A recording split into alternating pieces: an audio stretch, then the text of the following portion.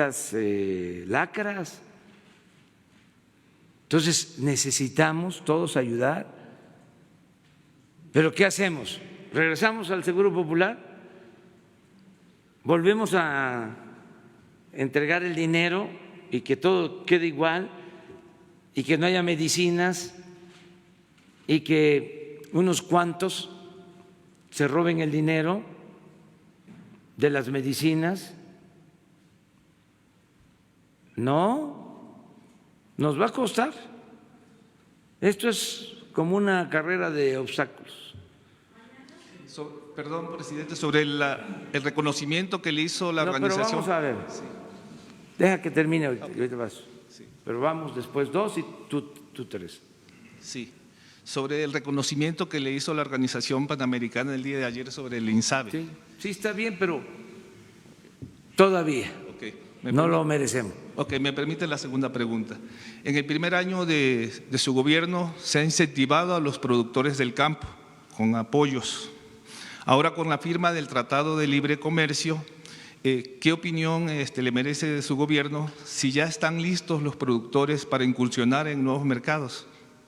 Sí, porque ahora los productores mexicanos tienen apoyo.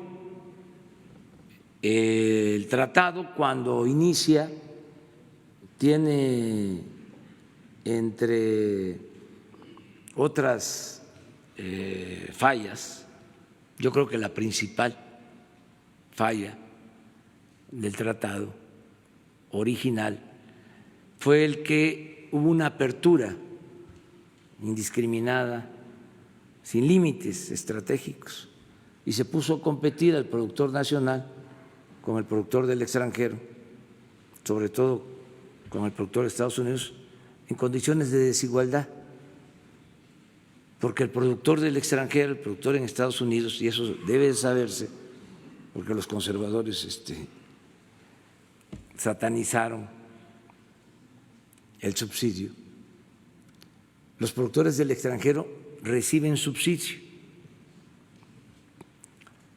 En Estados Unidos los productores reciben como el 80% de su costo de producción en subsidios. Entonces, el productor en México está abandonado a su suerte, no tenía nada. Entonces pusieron a competir en condiciones de desigualdad a los productores. Por eso se cayó el campo, se cayó la producción en el campo, por eso se despobló el campo, por eso el fenómeno migratorio. Entonces, ¿qué estamos haciendo nosotros? Regresando al campo, apoyando a los productores. ¿Cómo? Precios de garantía. Ya empezamos con eso, porque también hemos elegido cómo ayudar más, cómo ser más eficaces en el apoyo al campo, porque pueden haber 30, 40, 50, 100 acciones de apoyo al campo, pero se dispersan estas acciones, se pulverizan los recursos, no se tienen resultados favorables. Entonces decidimos, a ver, ¿cómo ayudamos? Entonces hemos escogido primero el de precios de garantía, el que haya precios, porque también tiene que haber crédito, tiene que haber fertilizante, tiene que haber agua, tiene que haber mecanización, tiene que haber semillas, en fin, todo lo que se requiere, comercialización.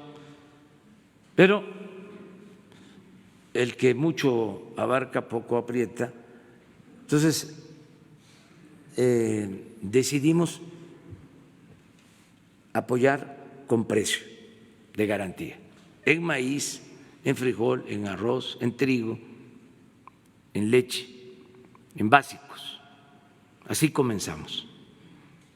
Entonces, ya no se va a comprar o no va a vender el productor a 3,000 pesos la tonelada de maíz, como les pagaban, sino casi 6,000 pesos, 5,600 pesos la tonelada de maíz. Esto es importante. Y lo mismo en el caso del frijol, en el caso del arroz, y el caso de la leche y el trigo harinero. Bueno, eso es algo importante. Lo otro que vamos a hacer, que lo informo, es que vamos a entregar los fertilizantes a los productores pequeños. Ya tomamos la decisión de desarrollar y de operar las plantas de fertilizantes que se compraron en el sexenio pasado. Ya saben ustedes la historia, ¿no? Ya para qué la recordamos aquí. Hubieron actos de corrupción, se tiene una deuda todavía por esas plantas de cerca de $1,000 millones. Pero ¿qué hacemos? Dejamos que se arruinen, no las ponemos a producir, las vendemos y de todas maneras tenemos que pagar la deuda. Entonces ya tomamos la decisión de que las vamos a poner a producir para tener fertilizante. No vamos a lograr tener todo el fertilizante que consumimos en el país. No está de más recordar que hubo un tiempo antes del neoliberalismo que producíamos en México todo el fertilizante que se consumía, pero con la privatización se acabó. Y ahora estamos importando prácticamente todo el fertilizante que consumimos. Por eso fue muy extraño de que después de esa política privatizadora, en el sexenio anterior hayan decidido comprar las plantas que se habían privatizado. O sea, de privatizadores regresaron a estatistas por los negocios. Todo esto que ya sabemos que pasó. Bueno, ya tomamos la decisión de echarlas a andar, todas estas plantas, y vamos a tener fertilizante muy barato, muy barato para los productores pequeños de básicos, que sí les vamos a garantizar. En el caso de Guerrero ya se entregó el año pasado el fertilizante gratuito, este año lo mismo. Se va a ampliar a Puebla, se amplía a Tlaxcala y así vamos a ir avanzando, procurando también que sea un fertilizante que no afecte el suelo. En eso estamos, pero es otra forma de apoyar por lo que tiene que ver con el campo. Son dos acciones importantes: precios y fertilizante. Abono, dice la gente. Muy bien, vamos allá. ¿Sí? Buenos días, presidente. Lorena Ríos, de Bloomberg News. Un par de preguntas en materia energética. ¿Nos pudiera confirmar la información que reporta hoy Reforma sobre la reactivación de rondas petroleras este año? ¿Sí va a suceder? No hay ¿Ya hay fecha, tiene un plazo contemplado para atraer inversión a exploración de aguas profundas? No, no está contemplado. Es que ya se entregaron contratos desde el sexenio anterior para la explotación en aguas profundas. Lo que estamos pidiendo ahora es que inviertan, porque tienen los contratos y no producen. Entonces, ¿cómo les vamos a dar nuevos contratos si no están invirtiendo? Debe de quedar muy claro. Se aprobó la reforma energética, se les entregaron 110 contratos a empresas particulares, nacionales y extranjeras, para explotación del petróleo en tierra, en aguas someras y en aguas profundas. Bueno, de esos 110 contratos que llevan 4 años, un poco más, solo se están produciendo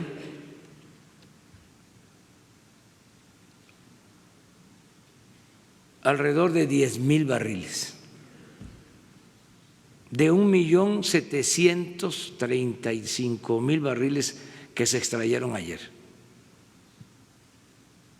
De 1.735.000 barriles que se extrayeron ayer, solo 10,000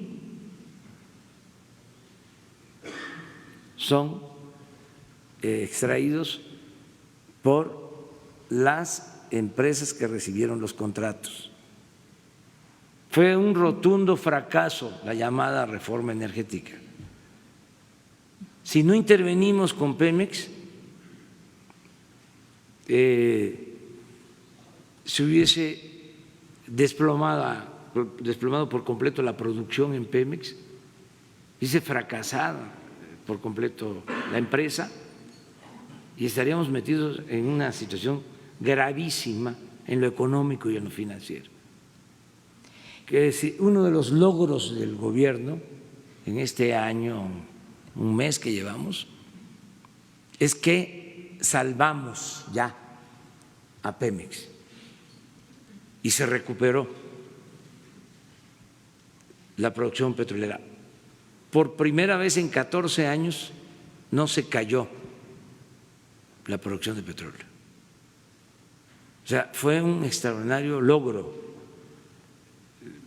por la buena administración en Pemex, por el trabajo de los técnicos petroleros y de los trabajadores. Se rescató Pemex. Entonces, ¿cómo vamos a convocar a nuevas rondas? O sea, no tiene sentido. Esto no es un asunto político, ideológico, es juicio práctico. ¿Para qué quieren contratos si no invierten? Es como el caso de la minería. Se llegaron a entregar 90 millones de hectáreas en concesión para la explotación minera. ¿Cuándo se termina de explotar una superficie tan grande que representa el 40% del territorio nacional? O sea, miles de años. O sea, ¿por qué tantas concesiones?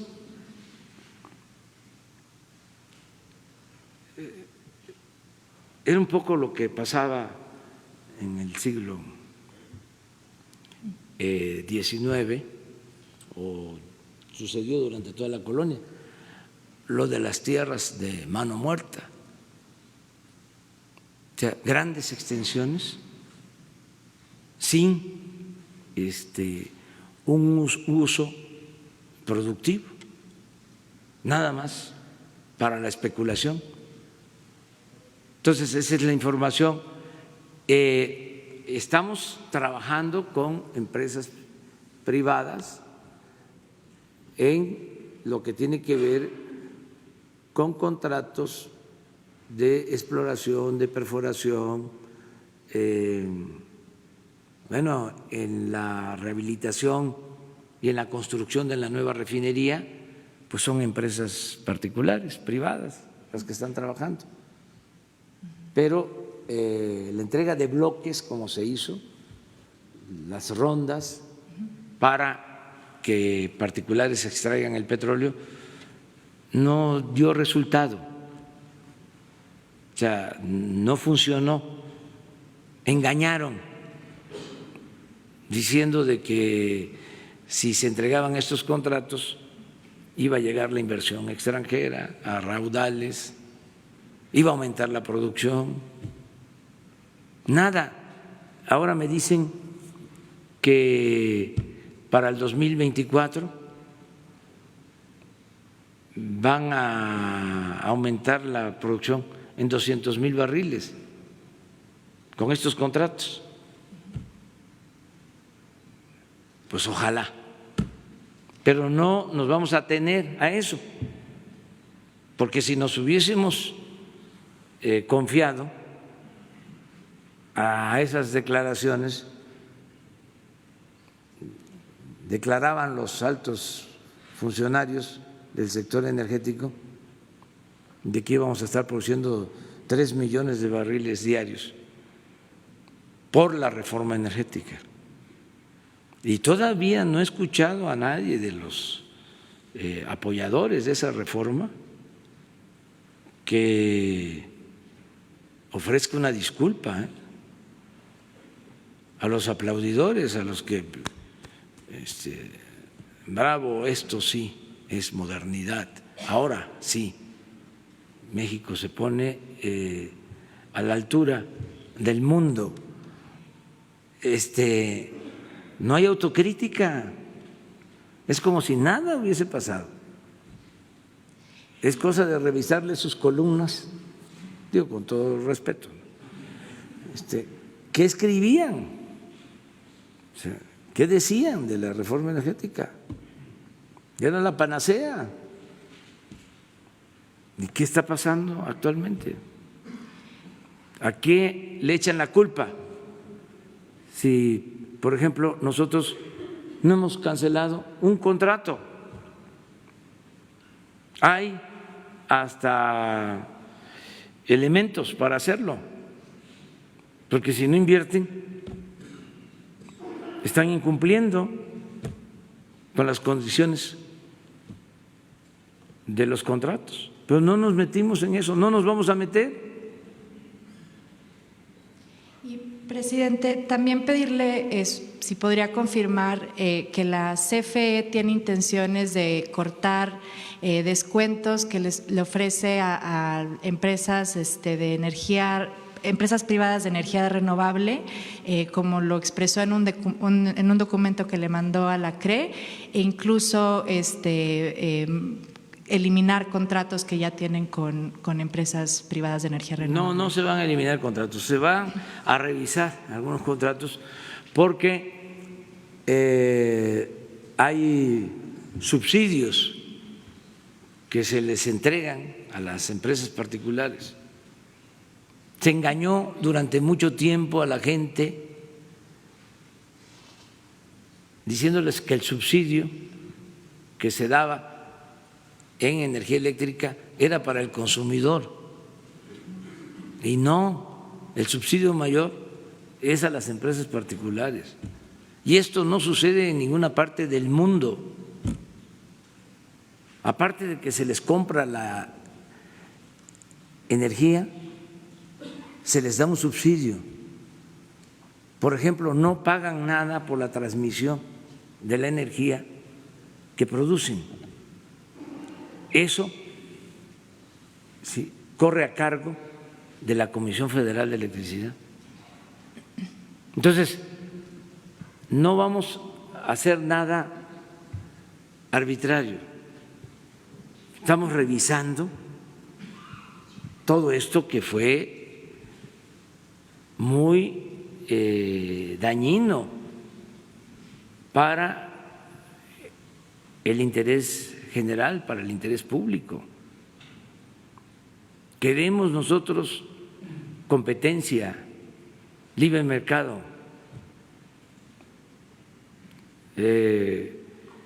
No estas condiciones de privilegio. A pesar de que pudiera afectar al sector de energía renovable. Es que no va a afectar, porque nosotros vamos a impulsar mucho la generación de energía eléctrica con recursos renovables. Por ejemplo, ¿sí? Vamos a rehabilitar todas las hidroeléctricas. Y esa es la energía renovable más limpia y más barata. Lo único que se va a hacer ahí es modernizar el sistema de las hidroeléctricas, el sistema de generación de energía, sobre todo con turbinas de mejor capacidad. Cuando se construyeron estas hidroeléctricas no se tenía la tecnología que ahora se tiene en el mundo. Entonces se puede generar más energía con la misma agua en las mismas hidroeléctricas, y es energía limpia, renovable. Y va a haber todo un plan para eso. Y nos estamos poniendo de acuerdo con el sector privado. Les informo que vamos a presentar un plan de inversión conjunta, inversión pública-privada, del sector energético, que incluye Pemex y que incluye la Comisión Federal de Electricidad. O sea, y se va a definir en qué campos se puede invertir. ¿Cuándo sería esta? Yo creo que a más tardar a mediados de febrero. Okay. Ya se está trabajando en los proyectos. Y ya por último, última pregunta. En el caso del gasoducto Tuxpan-Tula, en caso de que la empresa TC Energía se oponga al desvío del gasoducto, ¿qué medidas contemplaría tomar el gobierno? ¿Y tiene contemplado el gobierno desviar otros gasoductos? Gracias. Pues en este caso se va a convencer de que se busque otro trazo. Todavía no trabajan en el trazo original porque la gente no lo permite, y en este caso la gente tiene razón. Por lo general siempre el pueblo tiene la razón. A veces se molestan mis adversarios, dicen que hablo del pueblo bueno. De lo que no tengo duda es de que el pueblo es sabio, de que el pueblo sabe lo que conviene y lo que no conviene, y a veces sabe más que nosotros.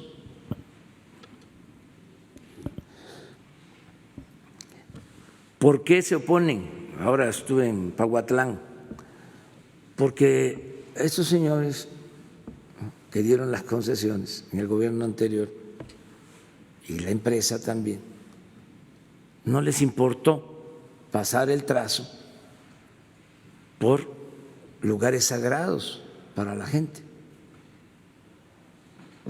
por un cerro que es sagrado. Entonces es una falta de respeto, una insensibilidad.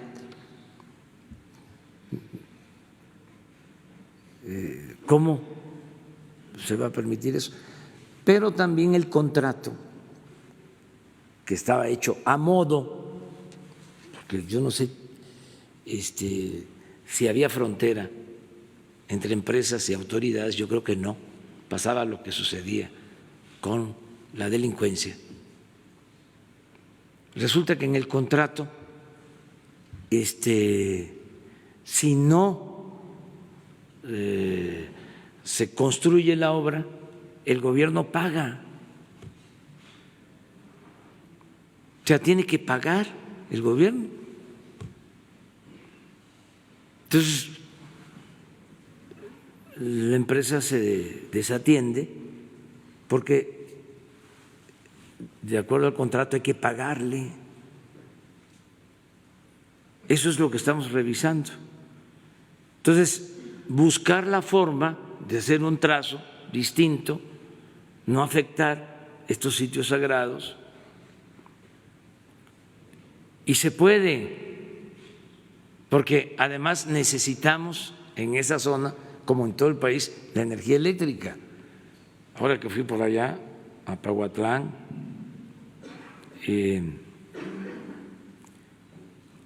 a la Sierra de Puebla, de Hidalgo, nos piden subestaciones porque tienen muchas fallas en el sistema de energía eléctrica. Y es por eso, porque nos faltan plantas para la generación de energía, y para tener esas plantas se requiere el gas para producir la energía eléctrica. Estamos convenciendo para que sin